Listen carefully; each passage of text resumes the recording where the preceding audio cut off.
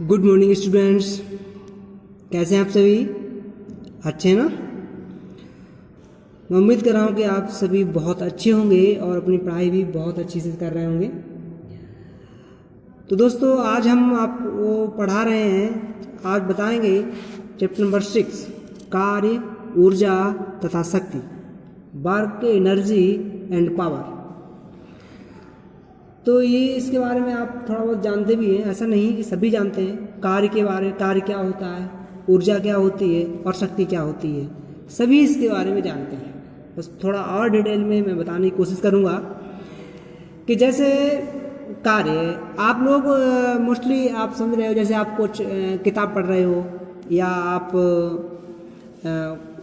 किताब पढ़ रहे हो या कुछ लिख रहे हो या कुछ खेल रहे हो या फिर आप साइकिल चला रहे हो, मतलब आप जो कुछ भी कर रहे हो तो ये कहा जाता है कि आप कार्य कर रहे हो। और क्या है, कहता है कर्ता कार्य कर रहा है। अगर कोई व्यक्ति पढ़ रहा है तब भी आप कहोगे हाँ पढ़ रहा है, मतलब कार्य कर रहा है। लेकिन ये सही है कि वो कार्य कर रहा है, लेकिन साइंस में इसको कार्य नहीं बोलेंगे। साइंस में इसका दूसरा अर्थ होता है कि क्या होता है कि साइंस क्या कहती है कि कार्य वही होता है जिस पर हम बल लगाकर उसको विस्थापित कर दें, तभी तो कार्य होगा। अगर किसी वस्तु का कुछ भी कर रहे हैं, उस पर बल लगा रहे हैं, तो बल जिधर लगा रहे हैं तो बल की दिशा में ही अगर विस्थापित कर दे रहे हैं तो वो कार्य कहलाएगा। अगर दिशा में विस्थापित नहीं कर पा रहे हैं तो वो कार्य नहीं कहलाएगा। तो फिजिक्स जो है, आपको जो साइंस है, वो भौतिक कंडीशन देखती है कि जो अगर हम किसी पर बल लगा रहे हैं तो वो विस्थापित हो जाए, और किस दिशा में, जिधर आप बल लगा रहे हैं, तभी तो आपका कार्य कहलाएगा। ठीक है, तो ये आपका साइंस की थोड़ी डिफिनेशन वर्क की अलग होती है। तो आओ हम बता रहे हैं क्या होती है। इस प्रकार से देखो, नोट्स आपको बनाए हैं, नोट्स बनाने ही हैं। जैसे वर्क, कार्य वह भौतिक क्रिया है, कार्य वह भौतिक क्रिया है जिसमें किसी वस्तु पर बल लगाकर उसे बल की दिशा में विस्थापित कर दिया जाता है। मतलब साइंस के अनुसार ये होगा कि वही क्रिया है जिसे हम बल लगाकर उसकी बल की दिशा में विस्थापित करें, तभी तो कार्य कहलाएगा। कार्य होने के लिए आवश्यक है, क्या आवश्यक है?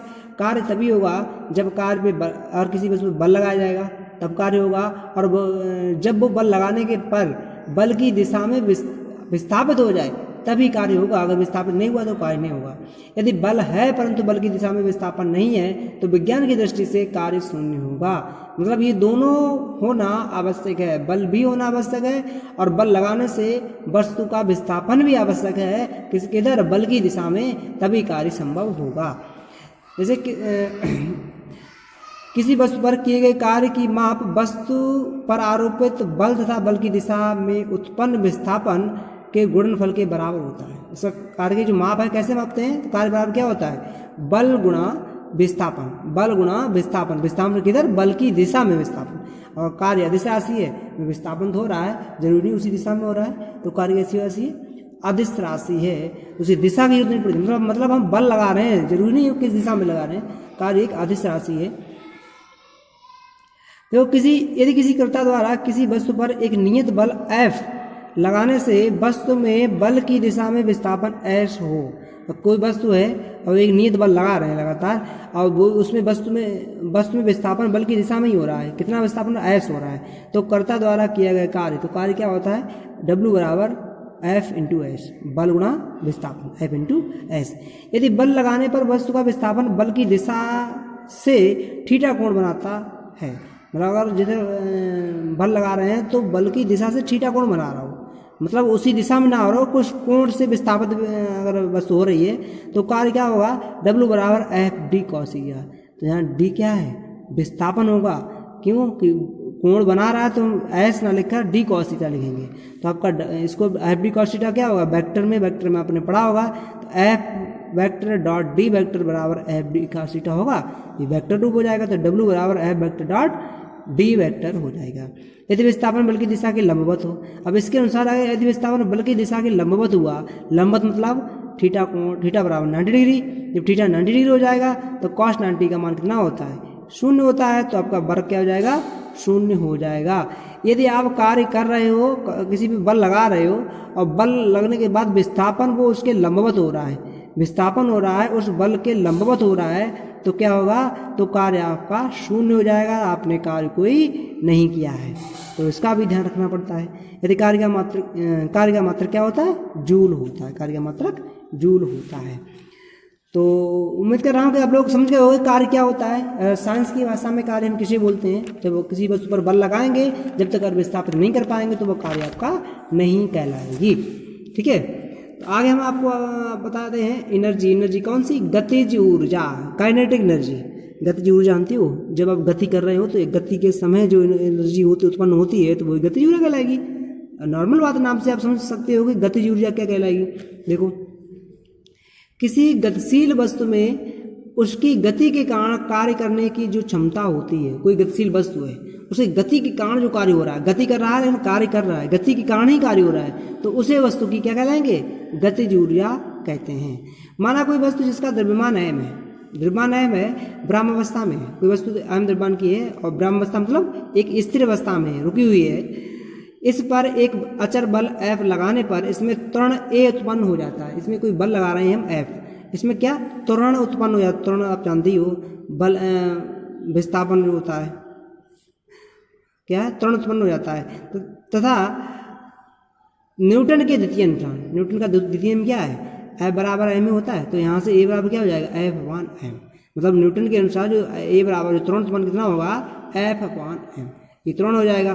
तो गति के तृतीय समीकरण में क्या होता है, v² बराबर u² प्लस 2as। अब a का मान मैं यहाँ रख दूंगा, जबकि वस्तु कैसी है, ब्रह्मावस्था में है, तो ब्रह्मावस्था में प्रारंभिक वेग तो शून्य होगा, मतलब u बराबर शून्य हो जाएगा। तो a बराबर F/m रख दिया, तो m इधर भेज दिया तो m v² हो गया, तो कितना हो जाएगा 2fs। तो f.s क्या हो जाएगा, f(s) बराबर क्या हो जाएगा 1/2, 2 भी इधर भेज देंगे, 1/2 mv²। और fs है क्या, ये क्या है, बल गुणा विस्थापन हो गया। और बल गुणा विस्थापन क्या होता है, कार्य। तो कार्य, यही जो कार्य है ये कार्य होगा, लेकिन यही कार्य किस में चेंज हो रहा है, जब उसमें बल लगा रहे हैं तो किस में चेंज हो रहा है, गति में। तो यही कार्य वस्तु की गतिज ऊर्जा कहलाएगी। तो गति में चेंज हो रहा है तो गतिज ऊर्जा हो जाएगी। तो गतिज ऊर्जा किससे लिखते हैं, के काइनेटिक एनर्जी होती है ना, तो के से लिखते हैं।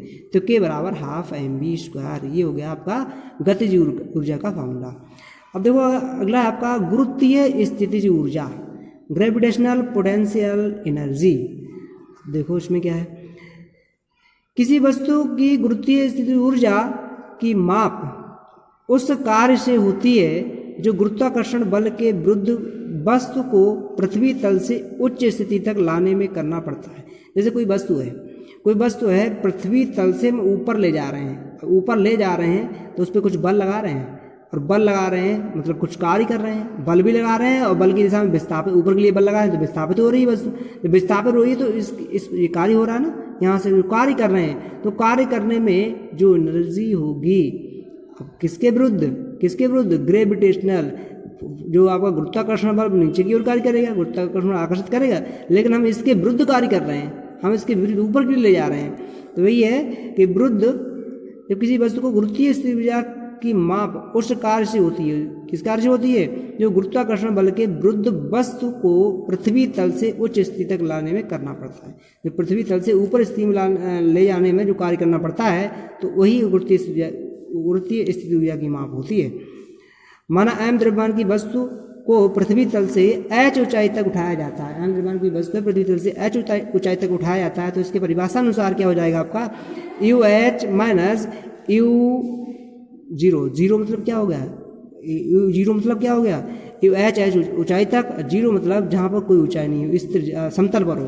तो यहाँ से क्या हो जाएगा, माइनस का W हो रहा, वर्क हो रहा है लेकिन विपरीत दिशा में हो रहा है ना, उसका नीचे भी कार्य जो आपका गुरुत्वीय त्वरण लग रहा है और आपका जो वर्क हो रहा है ऊपर के लिए हो रहा है, तो क्या है माइनस हो जाएगा। तो W बराबर क्या हो जाएगा, mg cos थीटा इंटू ऊंचाई h हो जाएगा। तो mg cos थीटा, mg क्या, g मतलब गुरुत्वीय त्वरण हो गया, तो यहाँ से माइनस के mg cos और थीटा क्या 180, बिल्कुल विपरीत दिशा में ले रहे हैं ना, एक सरल रेखा बना रहे हैं ऊपर में, तो क्या हो जाएगा 180 कोण बन जाएगा, इंटू h हो जाएगा। और cos 180 होता है का मान -1 होता है, तो माइनस प्लस हो जाएगा, क्या हो जाएगा mgh। तो स्थिति तो 0 हो गया। तो स्थिति ऊर्जा मतलब h ऊंचाई पर स्थिति ऊर्जा क्या हो जाएगी, mgh। तो स्थिति ऊर्जा U बराबर mgh, ये आपकी क्या हो जाएगी, स्थिति ऊर्जा का फॉर्मूला। तो दोस्तों आज के लिए इतना ही। मैं उम्मीद कर रहा हूँ कि आप लोगों को समझ आया होगा, और समझ में आया है तो उसे लाइक ज़रूर करें, और कहीं भी प्रॉब्लम किसी को हो रही है कमेंट भी करें और बताएं मुझे कि मैं जो आपका जो क्लास करा रहा हूँ, जो भी सिलेबस करा रहा हूँ वो आपको क्लियर हो रहा है या नहीं हो रहा है। Thank you.